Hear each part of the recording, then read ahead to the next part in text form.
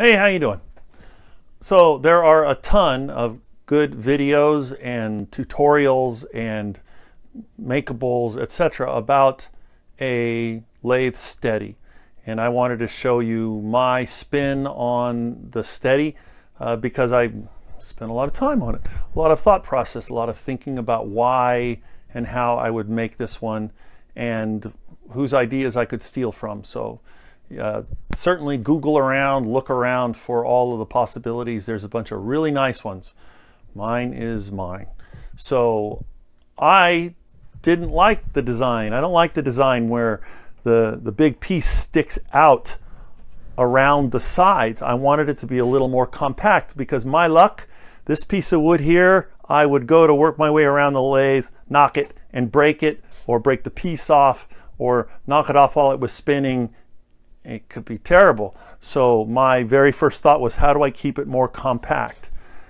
So compact was an important part of the design. The second part was most of your energy with the tool is at spindle height or a little above and on the side, front side to the front of the piece.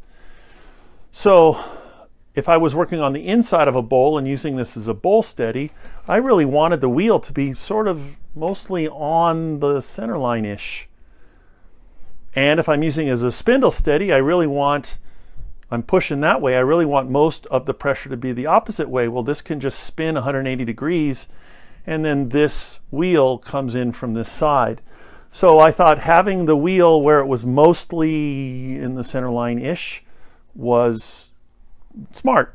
Then the other two, just having the other two out of the way, they happen to be surprisingly 120 degrees apart. And then I did my typical 2 o'clock in the morning, I don't sleep very well, let's think about something.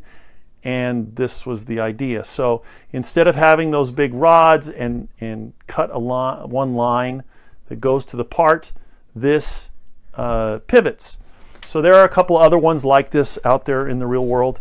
Mine pivots down here. All I have to do is take the nut loose, pivot it in.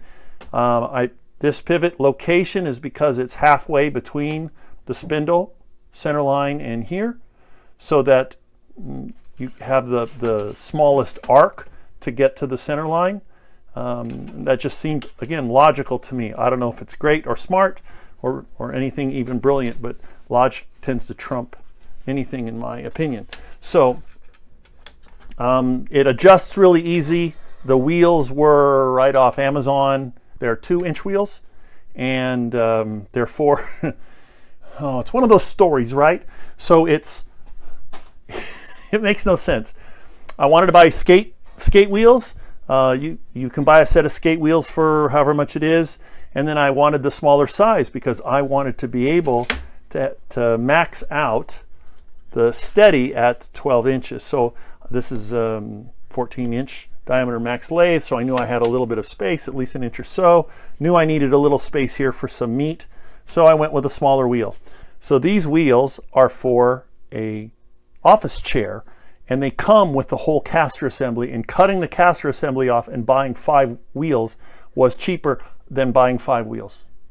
Makes all the sense in the world, right? So I cut off the wheels.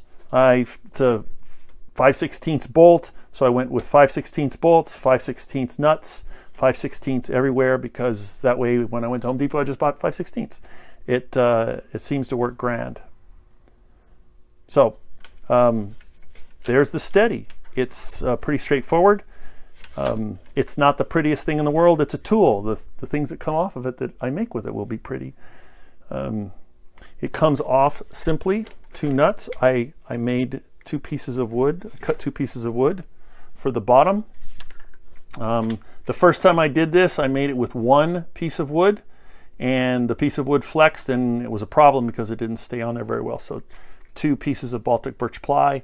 They're cut like this so that when I put it in, I can spin it, and it misses even the stiffening bars that are underneath the lathe bed. Seems to work pretty great. So it can just drop back in. This is obviously the opposite way.